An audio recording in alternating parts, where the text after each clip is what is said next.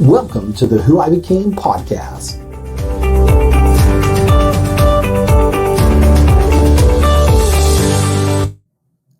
Stephen Willeford, an absolute privilege and an honour to be joined by you today. I can tell you that when we spoke and did our research for this conversation, that I was getting goosebumps hearing your story. Well, thank you for having me here today. Yeah, I really appreciate it. I appreciate the opportunity. I mean, you know what, and I was telling my wife last night, we're just going through some of my conversation notes, and she had a tear in her eye, and I was struggling not to get emotional, because when you hear about your story, I mean, it's a tragic event. And I guess I'll start off by saying, Stephen, some people don't know. I want to read from a card to make sure I've got some of these statistics and numbers right. But sadly, on Sunday, the 5th of November, 2017, we know at the First Baptist Church in Sutherland Springs, Texas, an armed assailant went in there and killed 26 people. Sadly, lost their lives that day. 20 were wounded. It's still known as being Texas's most mass deadly shooting. It's the most deadly church shooting in US history, and quite prevalent in today's world when we're seeing these mass shootings is the offender was wearing tactical gear and also had like an assault rifle with him. But you were that person, Stephen, that had to stand your ground against this person, where you gave chase. You're able to take some shots and fight back against the assailant, but sadly those 26 people did die, and 10 of those were women, 7 men, 7 girls, 1 boy, an unborn child. One victim, age 14, sadly was the pastor's daughter. So when you hear that back, Stephen, even a couple of years later, what emotions does that stir in you? Great sadness. Our community will never be the same. We're different, and we have a lot of positive has come out, and we're reaching people as a community throughout the world. God takes tragedies and turns it for His glory, but we'll never forget what happened, and we'll never quite totally recover from the people that we will be missing. And some of the people that are in the church that survived it will have lifelong disabilities because of it. Yeah, and I know, Stephen, do you mind if I've never asked you this question before. I know we've spoken a few times, but how old were you, Stephen, when this took place?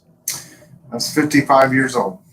55. So as a 55-year-old man, there was several events that led up to this point, and there's a key question which we'll come to at the end of this interview surrounding, how were you able to do what you could do in those circumstances. And I saw an interview of you once, and you said, that you did what God gave you the strength to do in that moment. And then the first thing I want to say is, thank you for taking those actions, because if you hadn't, many other people would have lost their lives. So, I'm really grateful that you were there and you were the person that God chose to do that. But I know when me and you spoke, that there's been several key incidents in your life that have sort of really prompted you and enabled and given you the courage to do what you need to do back in 2017. And one of those started with your sort of high school girlfriend, if you like. Do you mind telling us a bit about that? When I was a senior in high school, I had a girlfriend that I cared very deeply about. And her parents were going through a divorce. And as oftentimes parents start using their children as a weapon against each other. And they were doing this with her, and they were causing strife and issues with her and I also. And I told her that it was probably time for us to take a little time apart. I was a young man and had no clue how to deal with everything that was going on. And so we separated for a time. And during that time, she wrote a letter saying that she didn't believe anyone cared for her anymore. And she took her own life. And it had a profound effect on me. I was raised a Christian, and I always believed I was a Christian. But my faith wasn't what it should have been. And when she took her own life, I blamed myself for not being there for her.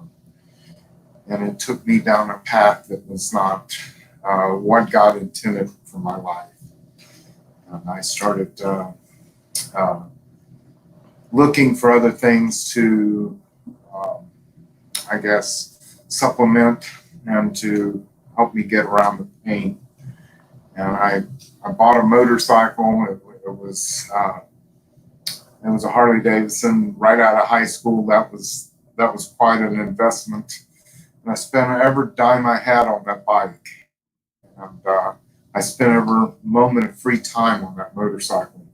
And it became my God. We can find things that will substitute for God. We either worship the one true God, or we will find something to soak our time and effort in. And it becomes our God itself and what we worship. And it was a really nice motorcycle. I spent all my time with it. And the Bible talks about God chases those that he loves. And when I look back at what happened, and there were a couple of events where I almost had a deadly wreck. And both those times I was a young man and going through, I guess, a little bit of violent time. And one time a car pulled out in front of me and I almost hit him. And by the time I recovered, he had pulled into a convenience store. And my thought was, I'm going to go drag him out of that car and I'm going to beat him. And when I came up to where he was in his probably mid-80s with a lady in the seat next to him, I assume was his wife, and she was in her mid-80s. And I couldn't even get that out on them. And wasn't a fair fight. It wasn't a fair fight. And then the very next thing is a young lady, this time with about 10 children in her truck. Those weren't all her kids, and she almost killed me. And again, nothing that I could fight over. And then the third time, a man in his mid-70s sitting on top of a curb, a medium in between two highways, two different directions, pulled out, and this time I hit him. He was driving a 3/4-ton Ford pickup. I hit him where the front fender and the door came together. And I flipped over the cab, slamming my right hand in the top of the cab as I flew over the cab. And I landed on the opposite side, face first, but I was wearing a helmet only because I was headed to work at a military base, and they required you to wear a helmet if you had a motorcycle. That was the only reason I was wearing a helmet that way. And that day, and it busted the helmet off my head. I was able to remove the helmet without unstrapping it. And I rolled to my feet from the accident. And that day I said, I never knew God rode a Harley Davidson before. Then I figured out he was riding mine. And in the 6 months it took them to repair my motorcycle, in that 6 months, I started going to a church that was within walking distance of my apartment. And the sole purpose of going to that church was to find women. And I was still lost. And I was going to that church to find women. And God doesn't care why you're hearing his word. He can make the best of it. And so I was going to that church, and it took them 6 months to rebuild my bike because the frame was bent. And they had to order a brand new frame with serial number printed on it with the original serial number to be able to rebuild the bike. And when I got the bike back, I returned back to the very same life. I had decided I was going to go to a rally, and I was going to take a girl out with me that wasn't exactly what I should be looking for a wife. And so a thief came in on the 6th day after I got my motorcycle back and stole my bike. Wow. And left me going to church. I started going to that church for one reason and found a very different reason to go to the church. I found Christ my Savior at that church. And 2 years after I started going and being a member at that church, I met my wife there. Wow. So an incident of perhaps maybe, I don't even want to say aggression, Stephen, but the frustration of riding a motorcycle and people sort of cutting you up and nearly knocking you off. God was teaching you lessons, it sounds, in there to remain humble. And then when you did crash your bike and it's off the road for 6 months, he puts a church right in front of your apartment building, which you then met your wife. Yeah.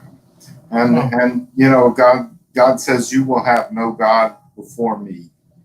And I learned, and when I was able to go out, I had to pay for that bike 6 months after it was stolen. I made payments on it without owning the bike anymore to keep my credit clear and stuff. And when I was finally able to buy another motorcycle, by that time, I had found God for real. And I put a little Christian fish on the back cowling of the motorcycle. And one of my buddies said, nobody can see that going down the road. I said, that is not for anyone but me. I want everybody to know, and that's to remind me that motorcycle belongs to my God. It doesn't belong to me, and it should be used for his purposes. Yeah, wow.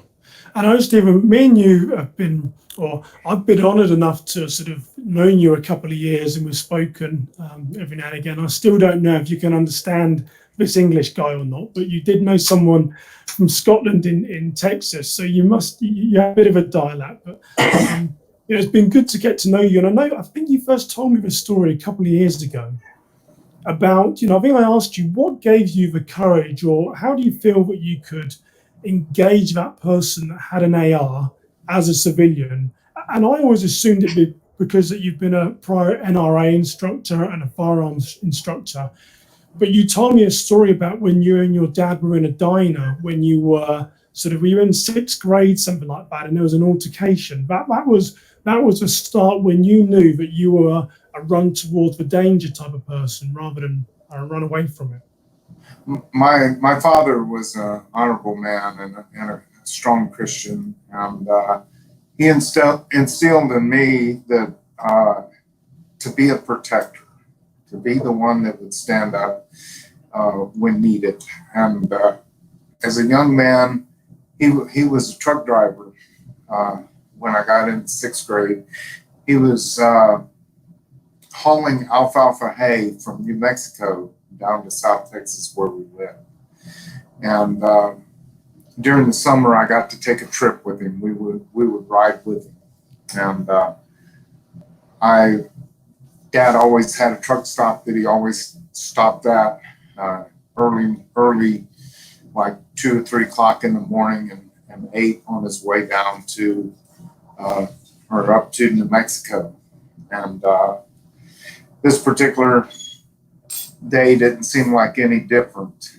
And we were going down the road, stopped at the truck stop, and as I walked in, we took one of the tables in the middle of the restaurant, and we walked past a big, huge, broad man sitting at the table closest to the door. And we sat out and noticed up toward the counter of the restaurant, there was a young lady, blonde, long hair, sitting at the table with a man in a white shirt and a white cowboy hat. And waitress came by and brought our coffee. And all at once, the big broad man that was sitting by the door got up, walked right past our table, very deliberately, and walked up behind the young lady with the long hair. And she had long hair, real long hair. And he grabbed a whole handful of her hair and he pulled her backwards where she went backwards in her seat, and he slammed her to the floor. And the man that was sitting at the table with her jumped to his feet. My dad jumped to his feet and started over there. And me, as a sixth grade, I don't know what I was going to be doing, but I followed my father. I was right at his heels. And the man that was sitting at the table punched the guy, punched him right in the face, and it just split him right here, and he started bleeding. And as he reached down, he pulled a pistol, and he pulled it up, and he stuck it in the guy's face. And Dad stopped with his hands out like this at that moment. And the guy looked at Dad, and Dad was there holding his hands out. And he looked at the man, and he said, put your hands on the counter. And the guy kind of bowed up to him, and he said, put your hands on the counter, I'll blow the fat plum off of you. I remember that's what he said exactly. You told me that story 3 times and I still laugh. I'm waiting for the punchline, but I still laugh. And he looked at me. Of course, I'm stopped right behind my father. He said, there's 2 DPS officers outside. Would you go get them for me? And the man was so broad that when they came in, they had to hook 2 handcuffs together to cuff him behind his back. And then the guy at the table asked my father to come over and talk to him. He said, out of this whole restaurant, you were the man that stood up and came to the aid of a woman you didn't even know. He said, I want to shake your hand. And he introduced himself, and he was the sheriff in the area. But he was off duty. He didn't have a badge on. So, and he looked at me and he said, what were you going to do? I said, I went and got the officers outside. That's still a role. You still played a part. But that moment showed me what an honorable man does in a situation like that. My father was there all the time to defend innocence. My father wasn't afraid of a man that was twice his size. He was going to stand between innocence and evil. Yeah, now, didn't your dad say something about, you've always got to be the defender? Was there some expression that your dad used to use? Well, Dad always taught us to be the defenders. To be the defenders, that's it. To be the defender. He always taught my brother and I that men defended women, and that women were to be treated as something special. And he always taught us to be defenders. Yeah, no, I know, Stephen, we've got the significant incident with the high school girlfriend which shaped your life and led you ultimately, really, you could say, to Christ, but it led you to that church where you met your wife. You told us about the incident of your motorcycle, how God was teaching you a lesson, and your father was teaching you that lesson about to be the defender.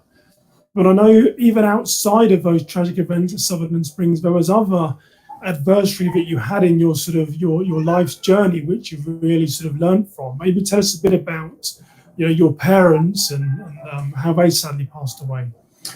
In 1993, the day before my 31st birthday, September the 6th, my mother and father were run over and killed by a drunk driver. He had 4 prior DWIs, and it was on Labor Day that year. And that sent me down a road that was never expected. On the day of their funeral, we found out that my wife was expecting our 3rd child. And it gave us a little bit of something to hold on to. And we buried my parents. And 2 months after we buried them, an arsonist here in Sutherland Springs was going around and burning vacant properties. He burned 14 vacant properties right along with my parents' house and all my memories in it. This was 2 months after the death. And we had no insurance on the home, and not everything was out of the home. And they burned it to the ground. And then in my wife's second trimester, when we went to a doctor's appointment, we found out that our baby's heart had stopped beating, that she had lost a child. And they told her she was going to have to carry this baby for another 2 weeks for it to reabsorb into her body before that they would do a D&C and remove it. That was probably the most miserable 2 weeks that you can even imagine. I mean, we were already feeling like we were just knocked down, torn apart. And like I say, through my parents' death and an arsonist burning their house down. And they did catch the arsonist, and he had burned 14 structures down. He was part of the volunteer fire department, and he would set a house on blaze and then be the first one to show up so he could get pats on the back. So that 2 weeks passed by, and they did the D&C and removed the baby. And then a week after that, I got laid off of work. I did a lot of studying in Job. I did a lot of saying, God, if this is my test, then let me prove to be worthy. But please let it end quick. Though I'm a strong man, it was in my limit. I had never been through such before. And I was sitting at the house with my wife, and I remember this well. The church had, I'm sorry. That's okay, you say it's hard. The church had made my wife and I part of a shepherding group. And what a shepherding group, if you guys don't know what it is, it's a group that study together. It's in a big, huge church. And at the time we were going to the church, Oak Hills Church of Christ, which was where Max Lucado taught. And so when you have big mega church, sometimes they have smaller groups called shepherding groups. And they had come to my wife and I and asked, since we had been only out of the singles group and still had friends in the singles group, if we would be part of the stabilizing part of a singles shepherding group. And we said we would. And they gave us another couple that were in their 70s too, Pat and Harvey Pearson. And they were really, really, really strong Christians, very wise, and we could draw from their wisdom. My wife and I were sitting at home in our misery. We had no money to go and do anything. And we had two very young girls at the time. And we were just sitting at the house, and there was a knock at the door. And when I opened the door, there was Harvey Pearson and Pat, his wife. And they walked in, and following them were 18 singles. Our life group had come there. And they were carrying pizzas, and they were carrying VHS, Walt Disney movies, and they were carrying games. And Harvey looked at me and he said, you and your wife get your best clothes on. We have reservations for a 5-star restaurant. And they've already got a credit card there. The debt's been paid. And that's the moment that I knew that we had turned the corner. That's the moment that I knew that our test was done. And people say, oh, I can get to heaven without a church. I don't doubt that. You don't have to have a church to get to heaven. But why would you want to? Why would you want to? Your church is a source of your strength. When everything is tough and everything seems to be coming down, your church family props you up and holds you up, prays for you. And that's the only way I got through that. And now, Stephen, it's interesting. I know me and you spoke yesterday, and I was reflecting on that story that you told. And if I may, I might want to disagree with you slightly on there about your test being over, because I was reflecting, I was thinking maybe Stephen's test wasn't over until November of 2017 for the Sutherland Springs. And maybe that was the final test, because that was when you found yourself at home. I believe you can maybe say whether this is true or not, but you didn't even have your shoes on. Is that right, Stephen? You were literally just at home, coming from work. I was home relaxing. I didn't have any shoes on. Yeah. And, people make fun of me for that. How can you charge into battle without your shoes? Well, I heard so many shots, and I had to get my rifle. Yeah. But the shots were coming so fast, I didn't have time to put shoes on. Every second counted. As a matter of fact, later I told people, I told Chris Workman, because Chris Workman was the last man shot at the church. I said, if I would have been there 15 seconds earlier, Chris, you'd still be walking. Chris got shot in the back and he's paralyzed from the waist down for the rest of his life. And Chris looked at me, he said, you didn't get there in your time. You got there in God's time. Yeah. He said, if all it cost me was the use of my legs to bring so many people to Christ, then it was a price well worth paying. He helped me through that.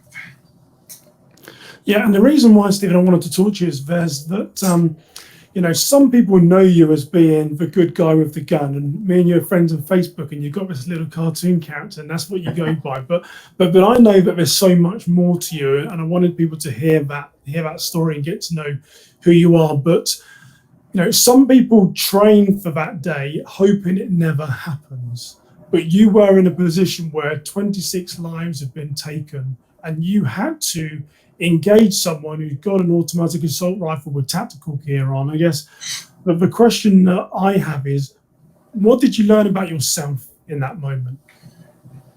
Well, I learned first, I guess, that I'm not afraid of death. I'm not afraid of death.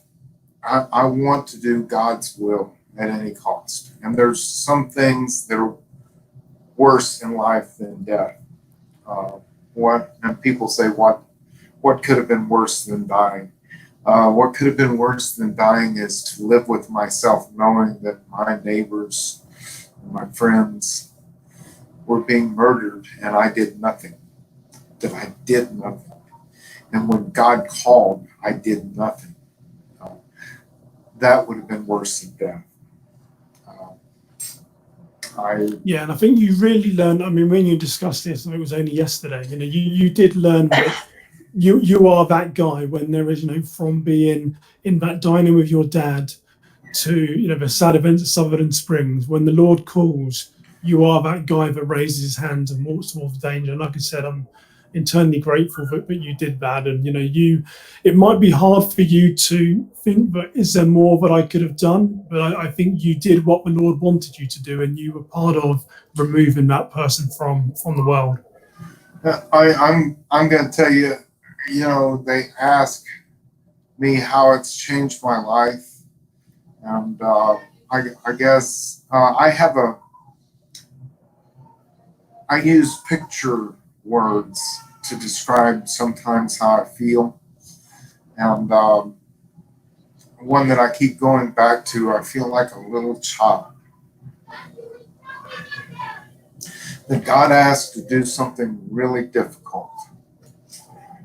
And I did it. And he's brought me into his ice cream shop.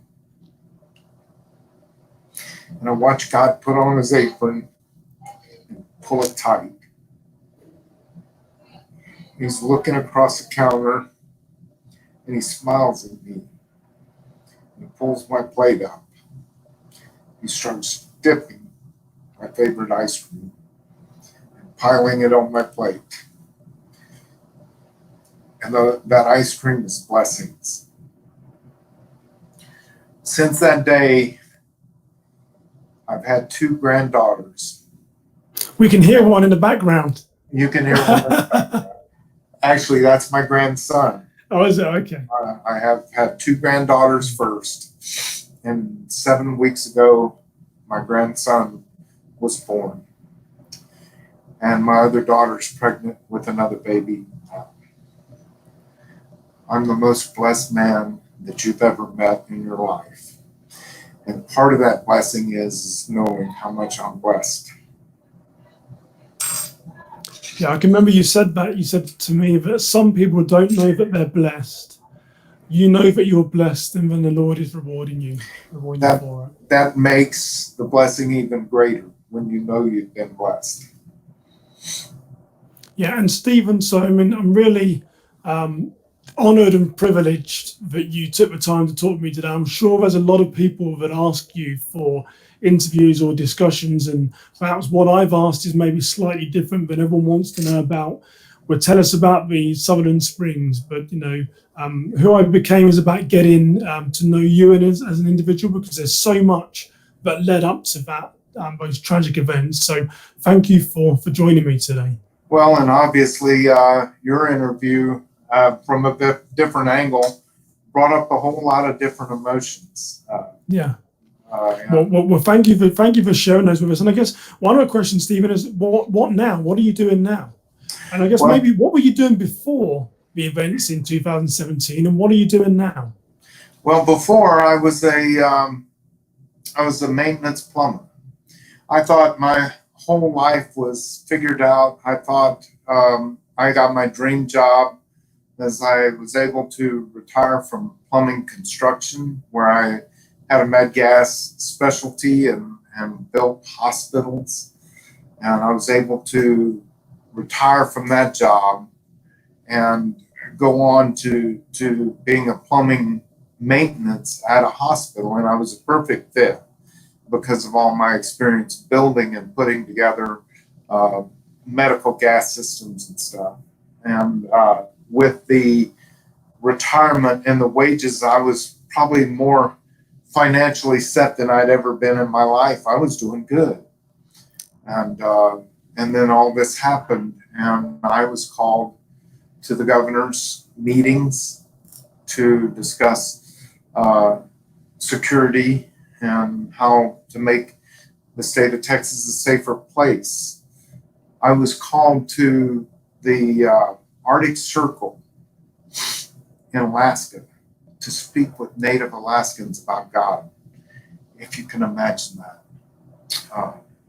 A plumber being called all the way to the Arctic Circle to be able to speak to Native Alaskans and tell them how great my God is. And the hospital told me I couldn't do these things. And I looked at her, at the executive director, and I said, unfortunately for you, I can't. I said, I may not be able to do this and that at the same time, but I believe God is calling me to do something. And you can find another plumber, but no one else is being asked to do the things that I'm doing now. And it hasn't been the most lucrative decision that I've made, but I do go and I speak to churches and tell them what they need to do to set up their safety response teams to be ready for something like this. And I speak God's word. I tell them as sheepdogs that the shepherd loves his sheep. And Jesus said he will leave the 99 to go out and look for the one lost sheep. And I tell people, while he's gone looking for the one lost sheep, you're the sheepdog to watch over the other 99. Because when he returns, he wants to know that his 99 sheep are well taken care of. It's okay to be a sheepdog, but you're no better than his sheep. He loves his sheep. Stephen, it's been an absolute pleasure to get to know you the last couple of years, and it's been really good to sit down with you today and hear your grandkids screaming in the background, as any grandpa would like to hear. So thank you very much for joining me today. Thank you for having me. God bless you guys all. I do speaking engagements, so please, StephenWilleford.com, and you can go to my public page and you can book me if you would. So StephenWilleford.com. Okay. Take care, Stephen. Thank you. Thank you for joining us for the Who I Became podcast. If you are enjoying the discussions between Simon and his guests, make sure to subscribe, rate, and review, as well as share with your friends on social media. Once again, thank you for joining the Who I Became podcast.